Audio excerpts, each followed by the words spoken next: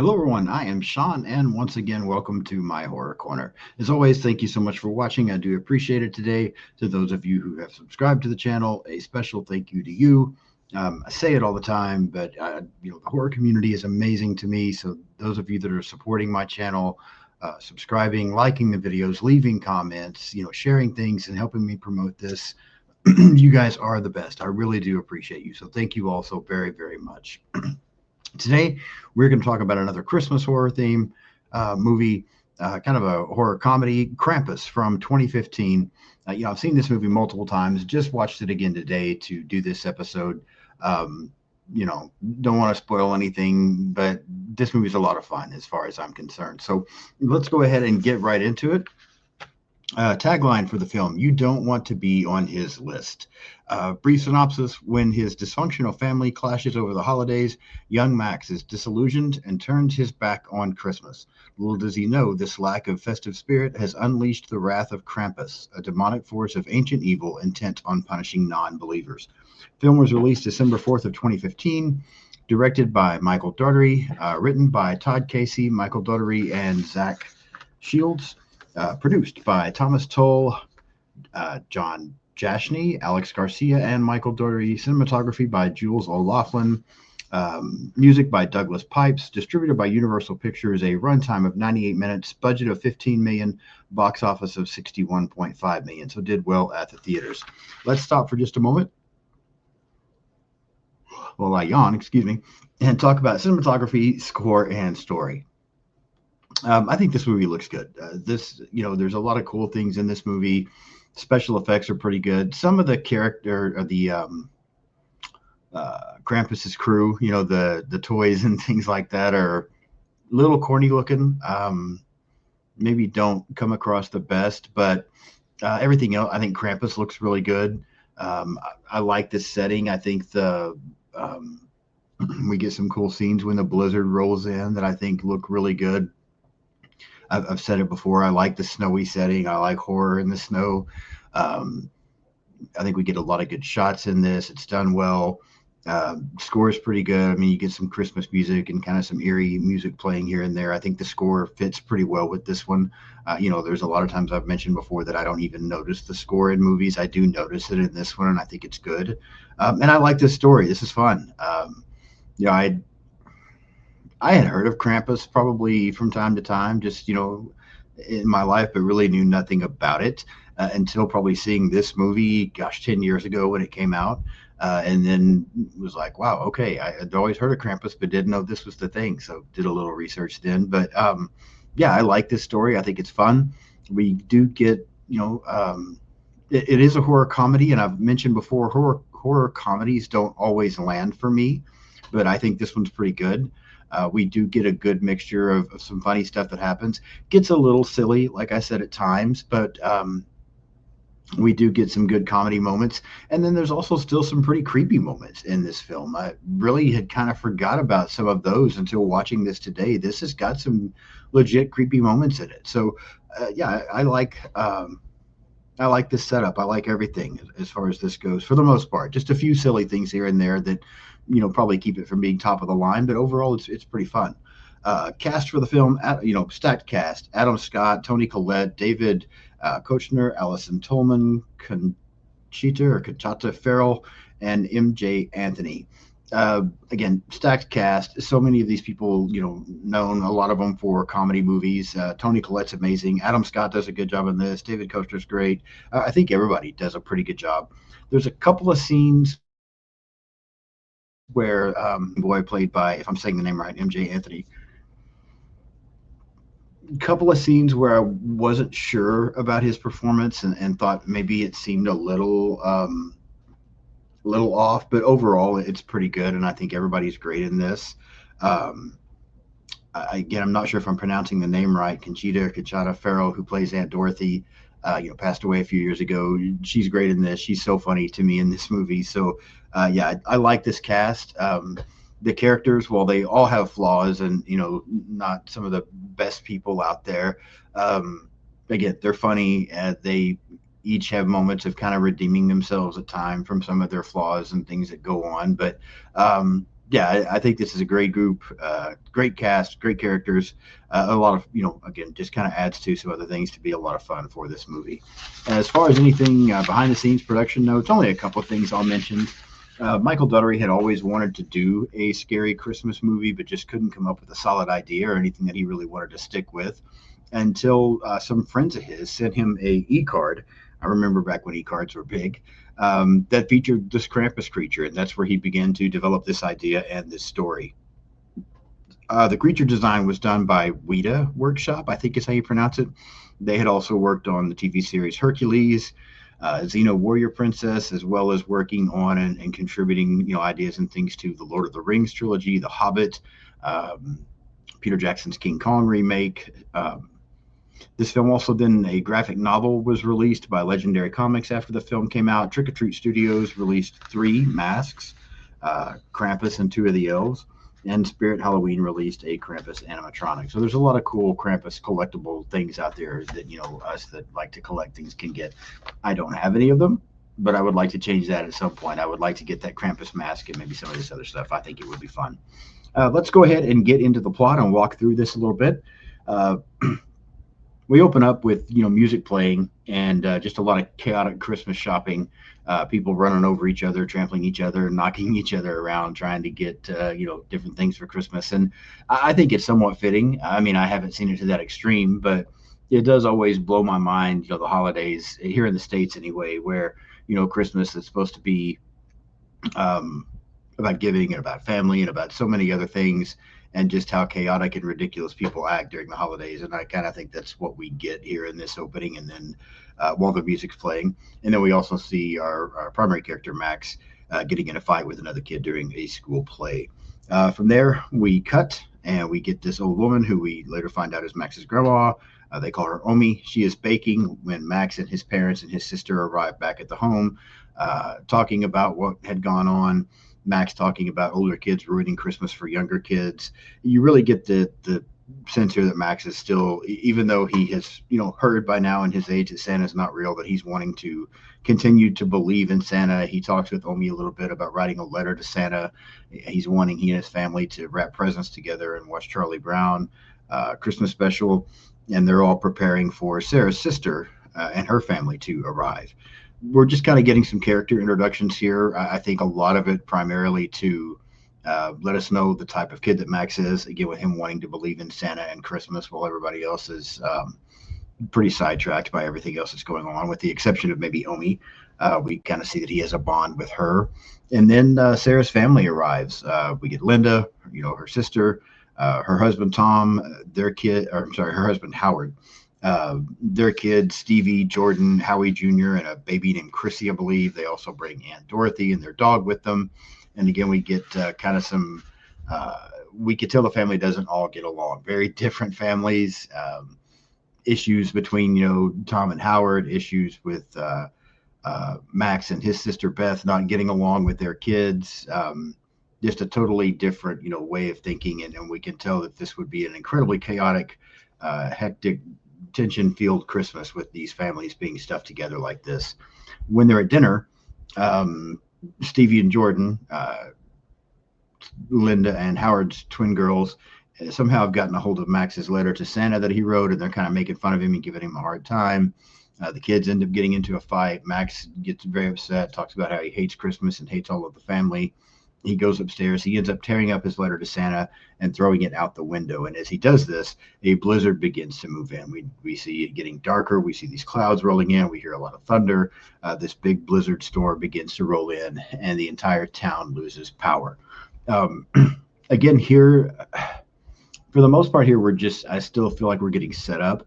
I like, again, as I mentioned earlier, the way some of these scenes look with the storm rolling in. And we can, we get a few comedy moments. Primarily, I think the comedy is coming from the Aunt Dorothy character and maybe even the Howard character here. So some funny moments, some cool looking scenes, nothing special, kind of still wondering, if you haven't seen this movie before at this point, the first time I saw it, I'm like, okay, I see what's happening, but how's this going to go? I mean, you're really just getting introduction and setup at this point, but it's fine. I mean, it's setting up well. and it's not like it's dragging. The pacing's pretty good, I feel like, on this movie as well. Um, Also, we see a bunch of snowmen are starting to appear out in the yard the next morning when they get up. That they didn't build. A delivery man delivers some packages that no one seems to know where they came from. And then from there, we cut to Beth, Max's sister. We've seen her talking on the phone a couple of times to her boyfriend, and she wants to go check on him. She's talking to the parents because she tried to call him and he didn't answer, and she wants to go check on him. And so, even though there's the storm going on outside, it's just down the road. They decide to let her go so that she can go check on her boyfriend and just want her to come back. But while she's on her way, she starts hearing a lot of weird voices. She hears some laughter, and then she sees this large horned creature on top of her roof, and she begins to freak out and run. And this creature's chasing her. She tries to hide under this delivery van that we see. Creature walks around it a little bit. The creature seems to leave, but does leave a Jack in the Box there, and then this Jack in the Box, does its thing. Something pops out and seems to attack Beth. Back at the house, more snowmen have appeared outside. Tom and Howard decide to go search for Beth. Along the way, they find an abandoned snowplow. They're not seeing anyone, but they just see this snowplow. They do get to Beth's boyfriend's house and find that it's pretty much, wrecked. They get attacked on the way coming back out of there, trying to get back home. Howard gets pulled under the snow. He's being attacked and bitten by something, and Tom's able to save him.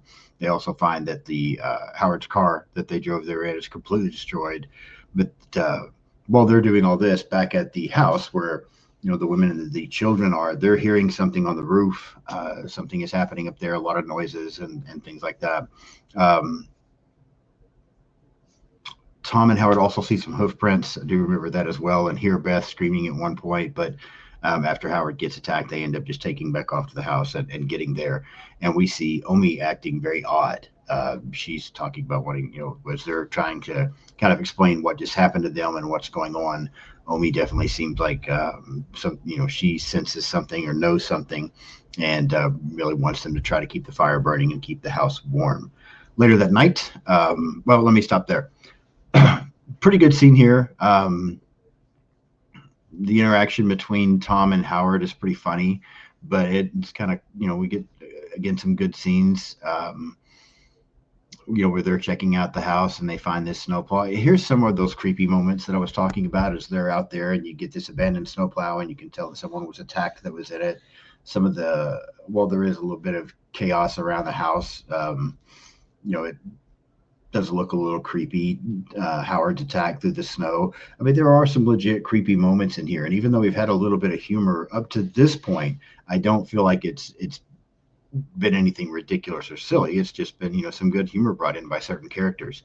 But that night then, back at the house, we start seeing these gingerbread men. And here's where some things get a little bit silly. It's fun, but it is silly. These gingerbread men that seem to come alive, they end up luring Howie Jr. to the chimney and pull him up, which wakes the family up. And, they try to save him and aren't able to. And then Omi tells everyone the story of Krampus and how she experienced some things when she was a child where, due to hard times and the war, her family kind of lost the Christmas spirit and quit believing. That pretty much the entire town did. Omi talks about how, initially she used to ask Santa for miracles, and eventually she gave up as well. And instead of asking for a miracle, she just asked that everybody be taken, just wanted everybody gone. And that she got her wish, that Krampus and his weapons, toys, whatever you want to call them, showed up and wiped out all of her family other than her. Left her there as a reminder of what can happen when you lose the Christmas spirit. And while initially the family doesn't seem to really buy into this or believe it, more snowmen continue to pop up. Omi does mention that Krampus left her an ornament with his name on it as a reminder. We hear a lot of creatures outside laughing and running around. Laughing around. The next day, it's Christmas Eve. Max sees Krampus outside. And then the toys start coming to life throughout the house. There's a Jack in the Box, the same thing that we saw attack Beth, ends up attacking and devouring Joy. We see other presents. The gingerbread men are in the kitchen. There's a pretty funny battle between Howard and these gingerbread men in the kitchen, and even the dog helping Howard out. But here's where I feel like it gets a little bit silly, because I don't think these effects necessarily look great with some of these toys that come alive. They really look more silly. And maybe that's the way it was supposed to be. But, with some of these toys coming to life and attacking these people, probably my least favorite part of the movie, just because I do feel like it's a bit over the top and a bit silly. And that's probably the way it was meant to be, but just not my favorite part of this film. Um, Again, these toys are attacking, and just when it seems like maybe the family has kind of gotten the upper hand and gotten control back of things, the elves show up. Elves are kind of creepy looking, but again, silly as well. And the elves end up taking the baby, Chrissy, Aunt Dorothy, and Howard. We do get a little bit more comedy here, I feel like, from Aunt Dorothy's character and Howard's character in the middle of these battles before they're taken. Um, but yeah, some decent scenes, a little bit more comedy, kind of some silliness. I'm still enjoying the film at this point, even though again, I couldn't tell you how many times I've seen it. I was enjoying the film the first time I watched it, just rewatched it again today, and was still enjoying it at this point. There are some things, like I said, that I could do without. Some things that I think are a little bit silly, but again, if you took those things out, I'm not sure what you would do differently, or what you would have for this movie. So Tom tries to lead the family to this snowplow that he and Howard had found earlier. Omi stays and ends up confronting Krampus, but as he opens his toy bag, we see some of the toys come out to attack Omi. On the way trying to get to the snowplow, Tom, Linda, and Sarah are all attacked and drug underneath the snow by whatever it was that had attacked Howard earlier, and which pretty much just now leaving Max and Stevie as they get to this snowplow. And then the elves show up and take Stevie, so Max is left by himself. Uh, Krampus confronts Max, leaves him an ornament that is wrapped in the pieces of the letter that he had written and then tore up. And so Max realizes that it's because he ended up giving up on Christmas, and, saying he hated Christmas, ripping up his letter, throwing it away, is what caused Krampus to be here. So Krampus is, blaming Max for all of this. And Max hears, in his head, the story that Omi told, where Krampus left her as a reminder, and Max realizes that Krampus is trying to do the same thing. But rather than just accept it, Max follows Krampus back and finds Krampus and his forces. They've got Stevie. Max confronts them. He throws the ornament back and tells him he wants to take back his wish. The ground kind of opens up, and we get this huge, I don't know, like lava pit. Almost looks like a gateway to hell, even. I don't know. It just, the ground opens up and you see fire down there, Um, they end up throwing, Krampus's minions throw Stevie down into the pit. Max tries to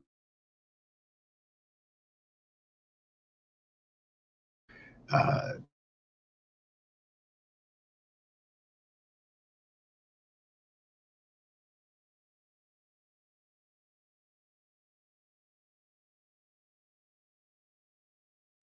the thing here for me is that I like the way Krampus looks. I think Krampus looks good here. I really like that design and that creature. Um, again, that it's just, I don't know that I like the elves and some of the other stuff that's going on, but I do like the look of Krampus and Max trying to hang in there and sacrifice and get his family back. I think that all looks fine. Um, but after being thrown into the pit, Mac wakes up and it's Christmas morning. He looks outside. There doesn't seem to be a storm going on. He hears his family downstairs celebrating Christmas, goes down to talk to him, and it's kind of given a brief impression like maybe this was just a dream that Max had. But while they're unwrapping presents, they end up finding a Krampus ornament. And immediately everyone's expressions begin to change. They begin to hear things that have happened, throughout the other time in the film. You can tell that everyone really starts to look scared and concerned. And music begins to play, and we cut away and we find Krampus in his lair. And he is watching this family in like this snow globe. And as it continues to cut away, we see hundreds of snow globes where Krampus is watching all of these families that he has probably attacked and tormented at one time. And so we're kind of left, this movie has this ending where you don't really know exactly what happened. Um, is this, these snow globe things, is this just the way Krampus is watching to keep an eye on the family? or are they really trapped and just now they have to live this same day over and over, and nobody can ever get out because this is what they have now. So you kind of get this ending that you don't really 100% know what happened. Did Max's sacrifice give the family another chance, but Krampus is watching? Or did Max's sacrifice not do anything and now they're all stuck? So kind of an anonymous ending there. And I think that makes it fun. I know the first couple of times I watched this, I kept trying to figure it out. I wanted to know what this meant. Having seen it several times now and rewatching it again today, um, would I still like to know? Maybe, but I like the open there where you don't really know and you wonder what happens. I think that adds to the film a little bit. So, yeah, that's Krampus from 2015. There are a lot of things about this movie I enjoy. Like I said, a lot of times horror comedies don't work for me, but I feel like this one does. It does have some legitimately funny moments, but it also has some legitimately creepy moments. So there are definitely some things about this film I like. It does have some silly moments as well. Some of the creatures don't look great, in my opinion, but love the way the Krampus character looks. So, yeah, a lot of good, few things maybe not so good, but overall, I think this movie's fun. It came out in 2015, and I've probably watched, well, I know I've watched it every year for Christmas since then, sometimes a couple of times around the holidays. Yeah, it's definitely part of my Christmas rewatch list. And I think this movie's fun. To rate it on my scale of 1 to 10, um, I'm going to say a 7 out of 10. I think this is a good movie. It's again a lot of fun. Few problems with it here and there, but nothing that just makes me not enjoy it. Nothing that takes away from anything else. So I recommend this one. If you haven't seen Krampus, give it a watch. Uh, it's a fun, festive holiday horror movie. So definitely check out Krampus. If you have seen it, I want to know what you think. So leave me some comments. Let me know what you think of Krampus. Do you like the look of the character? Do you like this movie? Does the comedy land for you? Let me know your thoughts on Krampus. If you haven't subscribed yet, please do so. A lot of fun episodes coming up as we get ready to wrap up the holidays. I still have episodes coming on Gremlins, Jack Frost, the original Silent Night, Deadly Night from 1984. So a lot of fun episodes coming. Subscribe so you don't miss anything. Follow me on social media. I'm pretty much on everything out there: Blue Sky, Instagram, Threads, TikTok, X. I have a letterbox. Just search Sean's Horror Corner. You should be able to find any of it. So follow me on social media. Hit subscribe if you haven't already, and subscribe to the channel. Hit the like button today. Leave me some comments. I do really appreciate the interaction. That's one of my favorite things about doing this. But yeah, that will wrap up this episode, and I will be back in a couple of days to talk to you about Gremlins. I'll see you soon.